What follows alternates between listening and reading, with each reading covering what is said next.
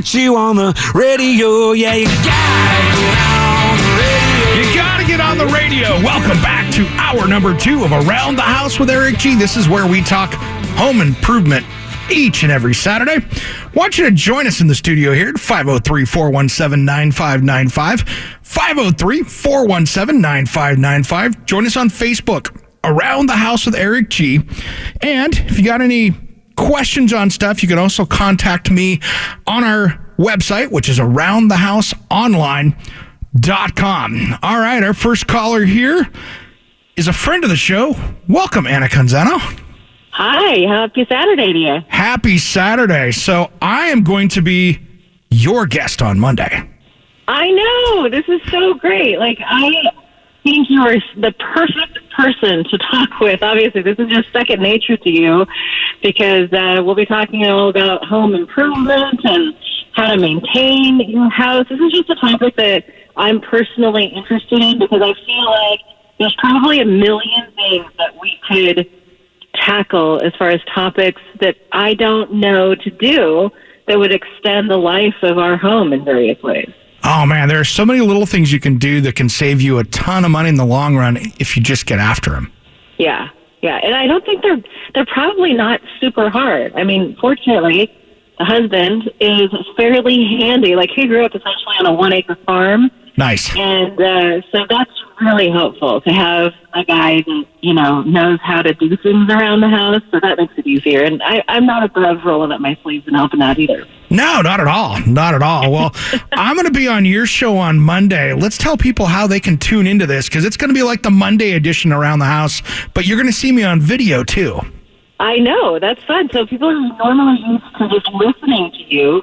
I guess they do see you on various television outlets. But if you want to tune in, just head to my Facebook page or my Twitter account. Just look for Anna Canzano, and or search for the show. It's actually called That Expert Show. So either my name, Anna Canzano, or That Expert Show on Facebook and Twitter. Monday at 11 a.m. We will be live with Eric G. Sounds good. I am looking forward to seeing you on Monday.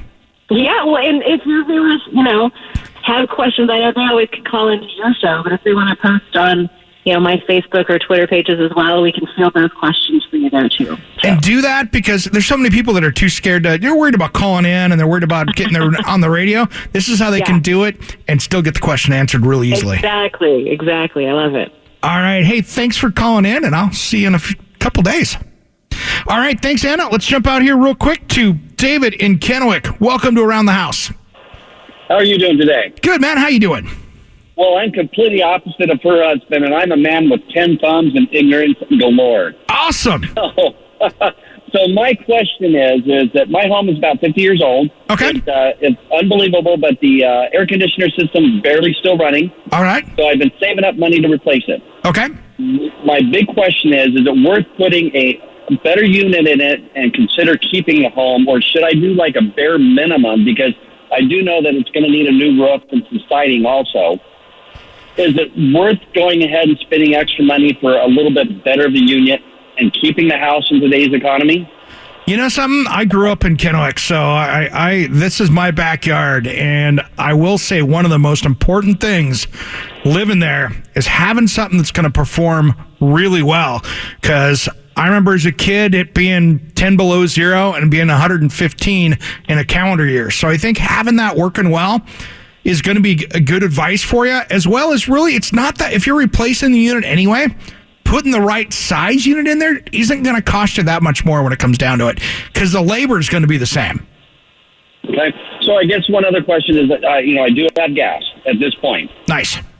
Is it diesel, or do you think it would be better to go with possibly switching over to a heat pump and going with electric, or keeping gas, in your opinion? I'll be honest. It's not that big a difference price-wise because, one of the benefits we have here in the Northwest is our gas rates aren't crazy and our electricity is relatively inexpensive.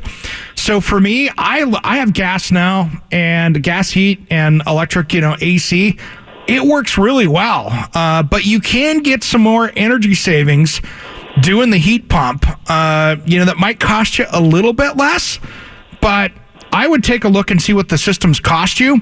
You might have to, when you do the heat pump, it might take you a little bit more on the electrical changes, because if you're using gas now, you might not have big enough circuits. You might have a little extra electrician work getting that dialed in and getting the right power to your unit. All right, can I ask you one last question? Sure, man. On that? All right. So, from my understanding from talking to a few people, they talked about the old systems of AC units used to have just a box right below the unit in the underneath the house. Yep. And then they would branch off from there. Newer units are more designed to where they come down, they move to a box, and then they branch out from there. Is it worth the investment to put in the money to have them fix the piping underneath, or just go ahead and just put a unit in and go with it? I would have them fix the piping underneath. I think it's worth it. And the problem is if you've got metal, like if you go with just the old school galvanized, metal ductwork under there, you get a lot more pressure throughout the house. Because what happens is with that fan, if it's all just kind of low grade flex ducting, it's like blowing through a straw or something that's soft. You're going to get better air pressure throughout the house with the more metal duct you have. And the more it's dialed in for that system, the more efficient it's going to be, and more importantly, the more even the heat's going to be throughout the house. Awesome. Hey, thank you very much. Have a great day. All right, man. Enjoy it over in the Tri-Cities, man. Thanks for listening on KONA. Appreciate it, David. You will. Bye-bye. Bye. All right. That opens up another line. 503-417-9595. That's 503-417-9595. We're going to talk about rodents here this hour, which is the planned topic. But you know something? If you've got... I want to continue our neighbor questions, where last hour we were talking about bad neighbor stories and stuff that you were fighting within your neighborhood. We'll take those calls at 503-417-9595. 503-417-9595. All right. Here's the thing. This can actually kind of parlay in with our last topic, pests and how to control rodents. I'm not talking getting out the chemicals and nuking everything inside out there. I'm talking about some little things you can do to maybe keep it dialed back so your house is not where they all want to stay. Nobody wants to be the Pied Piper of rodents out there. So many people make some simple mistakes that put you at high risk for having those things. For instance, I had a neighbor, cool guy, liked him, got along with him well. He would go out and feed the birds.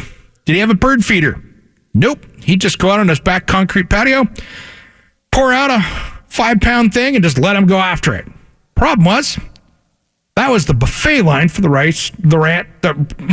all of the mice, rats, rodents, skunks. Yeah, skunks. And guess what happened? Not before he kind of moved out of that place. 4 o'clock in the morning, I'm already up because Julie's out doing her work thing, and I can hear the dog bark and the dude scream. Then, about 10 minutes later, I could kind of smell the subtle scent of a skunk.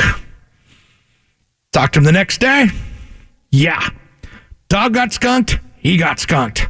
Not what I want to do at 4 o'clock in the morning when I'm just kind of waking up. That's a rough one.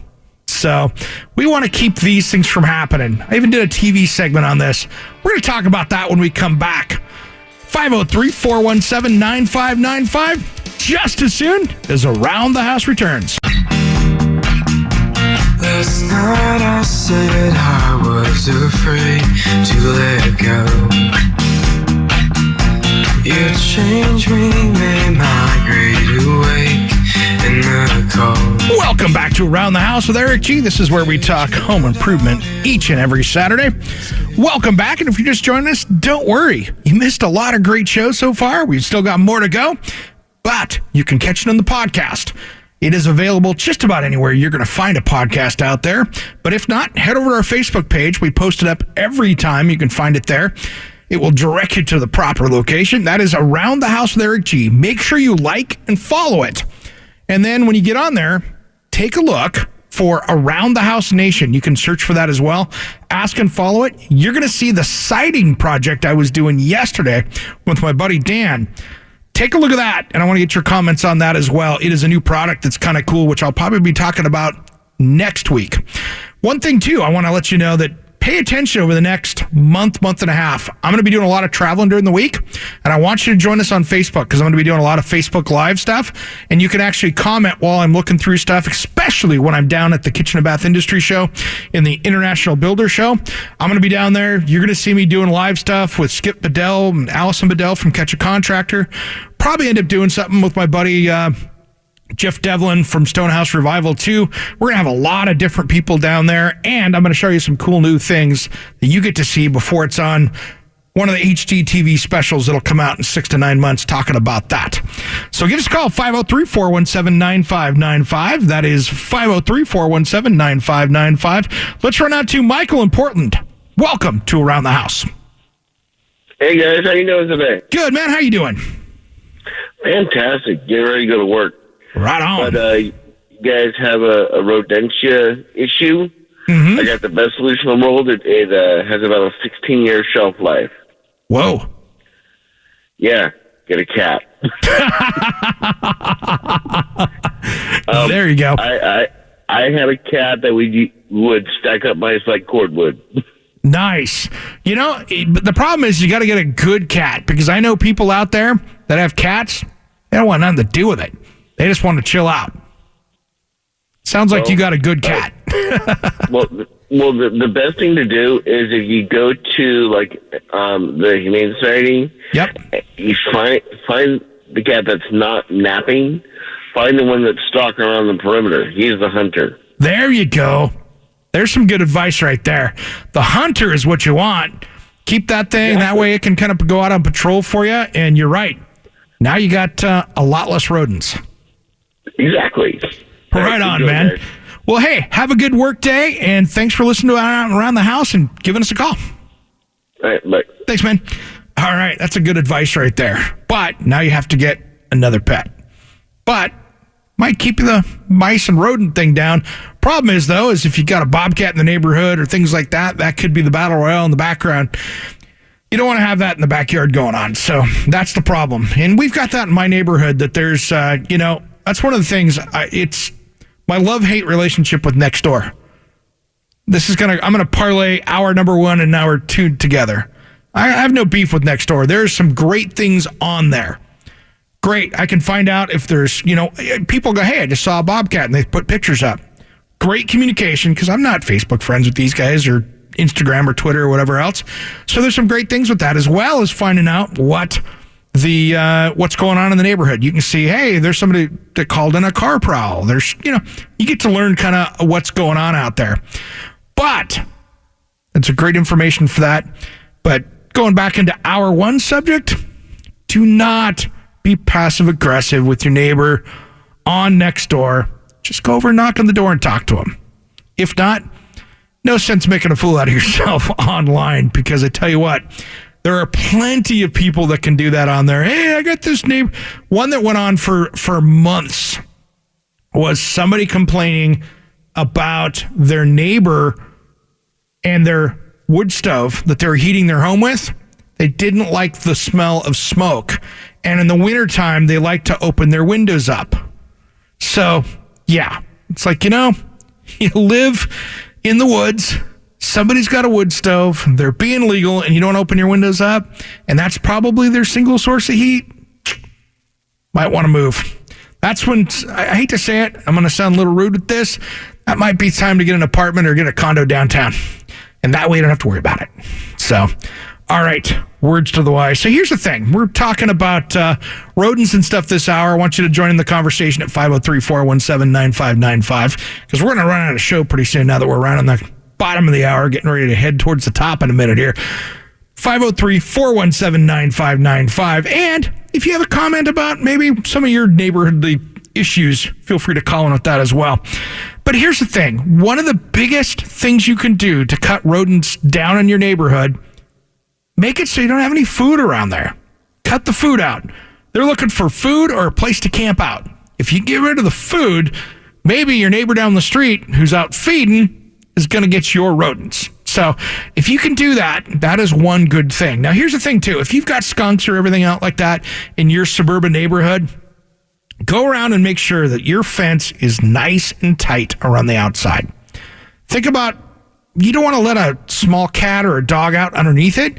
And it's always the gates that seem to be the first place. But go around and make sure that that fence is nice and tight. If so, you're probably going to keep them out of the backyard because they're not going to do a ton of climbing to get over the top of that. If you make it easy, they're going to come in. And if you've eliminated the food and you've got the good solid fence, odds are it's probably too much work for them and they're going to go someplace else. Now, here's the thing. If you want to go out and feed the squirrels in the backyard, great. I get it. You're going to domesticate your own squirrel? Not a problem. Don't just go throw stuff out on the back porch. That's the problem. If you're going to feed them, make sure you're not leaving that stuff out there. If you see the squirrel out there, put it down, walk away, do your thing. But if you leave that over time and time again, you're just training all the animals to come feed at your place. So it's about getting that food under control. Now, when you're dealing with mice, one of the other little tips out there is a mice can go through a hole the size of a pencil.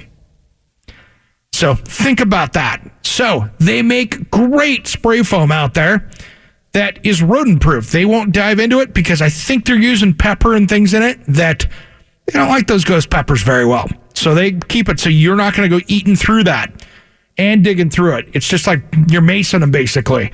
So use that foam. It's rodent rated. You can get it at most home improvement stores. Go around, clean up all those little holes. Maybe the cable guy came through and made a big mess. Maybe it was the heating air conditioning company. Maybe it was an electrician going through there. All those places where there are holes, or maybe even you got a vent going into your crawl space that the vent screen is ripped. Go through and take care of those things. And guess what? You're going to keep them out of your house a lot easier than giving them a freeway right into it. When we come back, we'll take all your calls at 503-417-9595 just as soon as Around the House returns.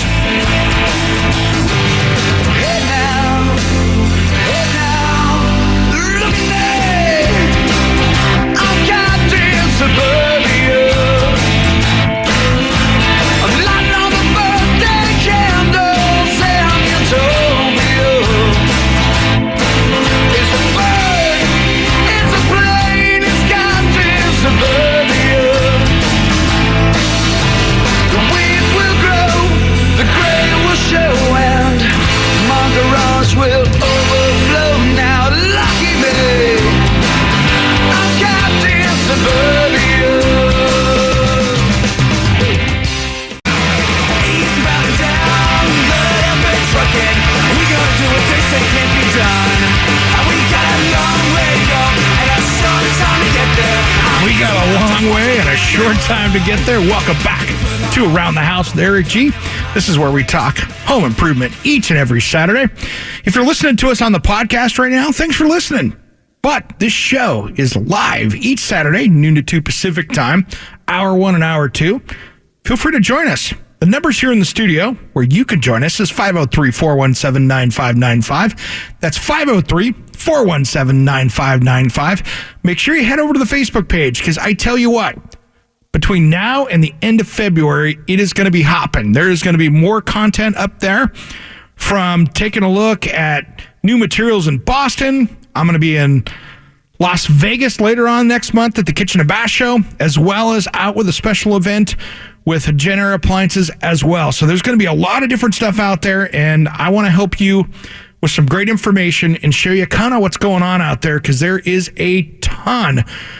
I might even have some of my presentations in Boston up live on the video, so keep an eye out on that. And that's Around the House with Eric G. All right. Now, if you've got maybe you're complaining about a neighbor, you're working with that neighbor, give us a call at 503-417-9595. Or we're talking rodents right now. Same kind of thing. Give us a call at 503-417-9595. All right.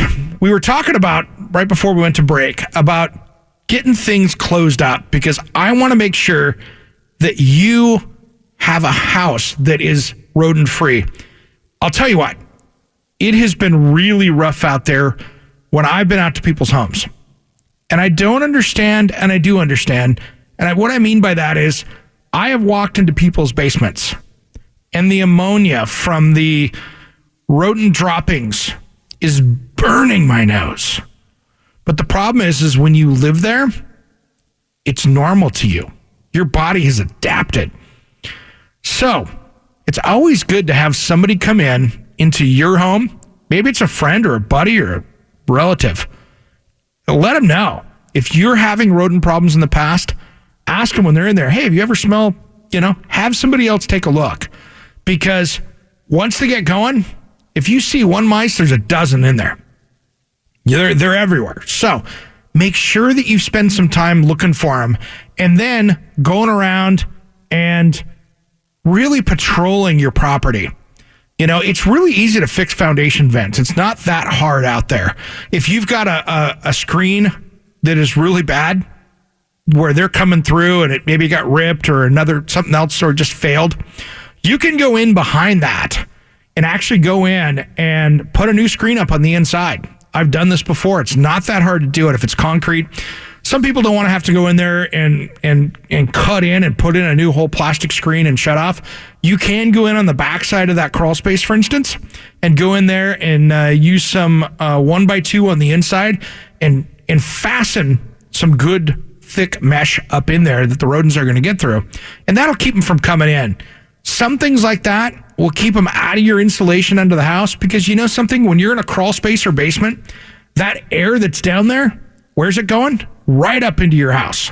And you hear all these different companies out there that are talking about cleaning up your crawl space and that kind of thing because that air is what you breathe. If you go down there, and you'll notice this if someone's working on your crawl space and maybe they're sealing things up, that air, you'll smell it come up to the floor. And if you think about it, if you've ever lived in a house with light tan or cream colored carpet, and if that carpet's been there over 5 years, many times you'll notice this dark little ring right at the edge of the baseboards, right where that, and you go, oh, my carpet cleaner's not getting it, or my vacuum's not getting it. Nope. You have an air leak coming up through the floor right there. And what is that? Your carpet is an air filter. So that dirty air that comes up is cutting through right between the wall and, coming through that wall and the floor joint. It's coming up through there. And now it's using that carpet as an air filter. So that dirty air is catching the carpet and making it dirty. So you'll see that with older cream or light colored carpet. If you've got a darker carpet, it's still probably dirty. You just don't see it. So keeping that air from coming up through there is good. Now, if you've got a home, and I'm going to say this as part of this because it all fits together. If you get down in that crawl space and you're looking at dirt, get some good vapor barrier down there. You don't want to have raw dirt under your crawl space. I want to see a good, thick vapor barrier down there. You can roll out 6 mil plastic, but I like to have the thicker stuff down there.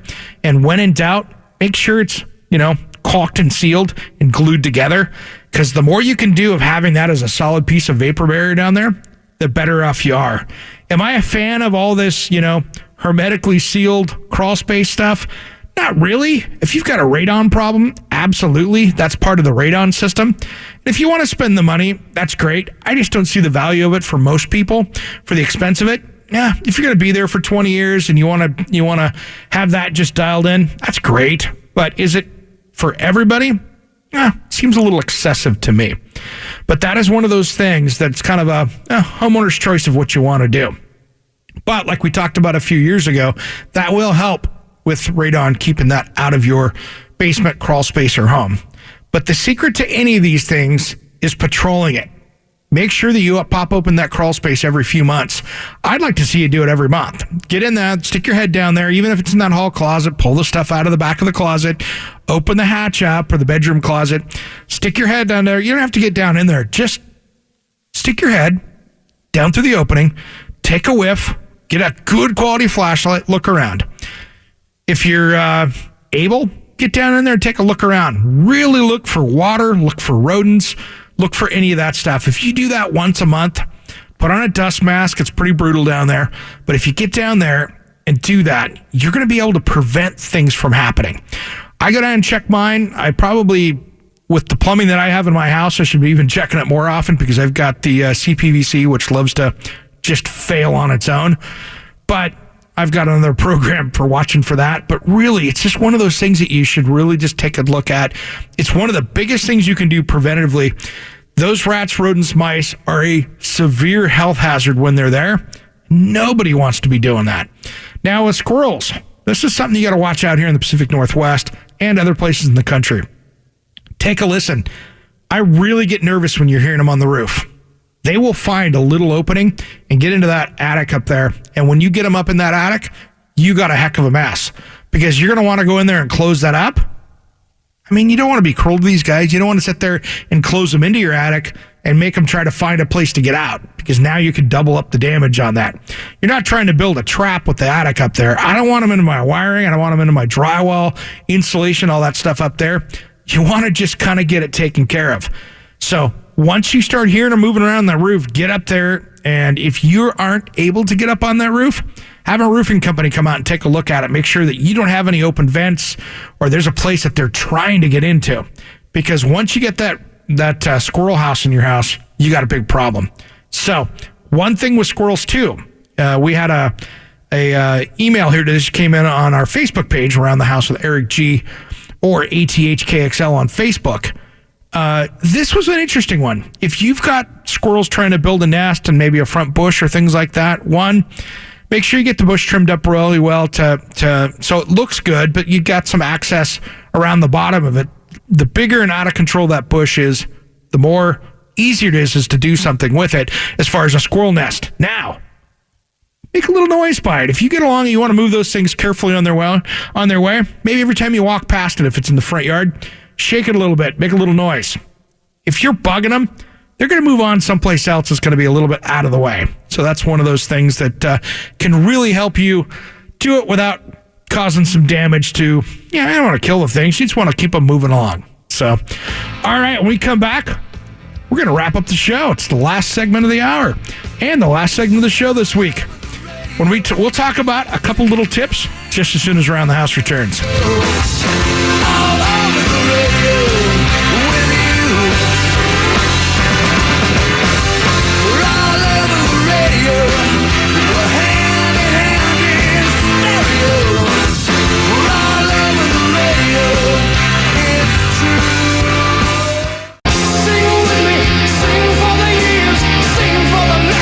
Back to Around the House with Eric G. This is where we talk home improvement every Saturday afternoon. Thanks for joining us this week. We've had a lot of fun on this show here. And make sure you follow us here on Facebook, which is Around the House with Eric G, or at ATHKXL. And you're going to see a bunch of content coming up the next few weeks like we've been talking about. This week was a lot of fun. So I was commenting on Facebook during a Facebook Live, and one of our listeners, Jerry, who's a buddy of mine from a long time ago, he lives in the Tri-Cities, listens to us on KONA, he made a comment on there about, hey, I need something from Quikrete to fix my driveway. I went over to Quickrete's booth and did a Facebook Live of them introducing their brand new Quikrete product. And so what was kind of cool is that they actually have a brand new product out there where you can skim coat concrete. So if you've got that pitted, nasty driveway or walkway or whatever else, this stuff is a 600 PSI product, which means you can literally pressure wash, clean off your driveway, get all the, patch the cracks. The cool thing is you can actually patch it with this same product if you mix it up a little bit thicker, and then you literally mix it up in the bucket, pour it out, you can trowel it or squeegee it right over the top of this. It is so strong that when you do a pull test on it, which means that they actually grab a hold of it with a instrument that measures how many pounds per square inch this pull test is, it will actually pull the concrete away, because concrete fails at about 150 PSI that you have for a driveway. This stuff is 600 PSI, so the old stuff fails before this comes off. So if you do your prep right on this, you can actually skim coat the top of this and do a repair. Now, I'll be honest, if you're going to sit here and pay somebody to come in and do this over the whole top, it might just be easier to put a new one in. But if you're wanting to do driveway repairs, you got an area that's starting to come apart, it's a good way to fix it.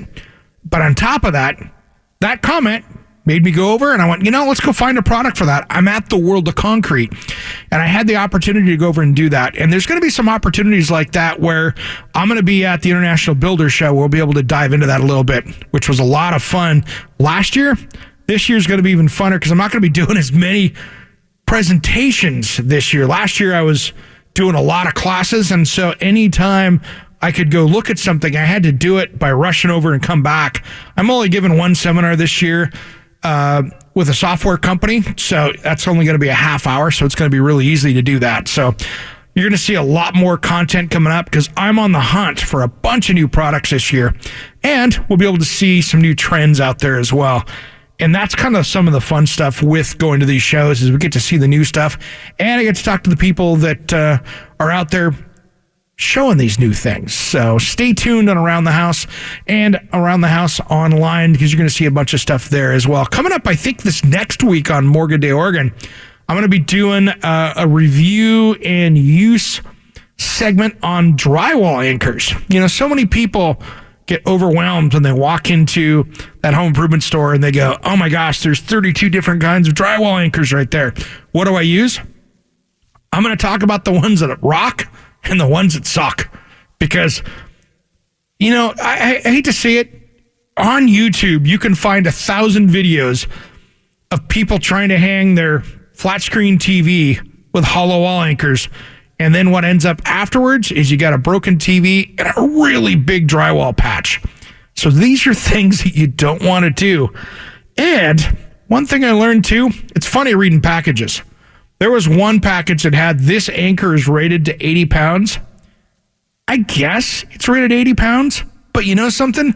Not in my life would I actually hang something 80 pounds off a drywall. Not going to happen. Not going to do it. That's just not a smart idea because just because the anchor is rated at 80 pounds doesn't mean that your drywall is good enough, strong enough, or installed correctly to take it. So, word of the wise, even though it says it, I don't trust it. Grab a stud, grab some blocking, and do it right. Well, that's all the time we got for this week. Our thanks to executive producer Dane Vodder for making the show sound great, and John Eric Smith, who ran the Communications Center, and Dane Vodder, who was keeping us on track on air. This dude was doing two duties today. I got him some track shoes for this one. Most of all, though, I want to thank you for listening. I want you to join us next week from noon to 2, where once again we talk about maintenance, repair, designing for remodeling, and a renovation of your home.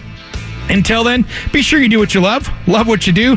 This is the Radio Northwest Network. I'm Eric G., and you've been listening to Around the House. Around the House with Eric G. is produced by Alpha Media USA in association with Design by Eric G. LLC. All rights reserved, copyright 2019. We will be back next week. If you missed part of the show, check out the podcast and all the shows at AroundTheHouseOnline.com. Remember, measure with a micrometer, mark with chalk, and cut with an axe. Thanks for listening to Around the House. We're all over the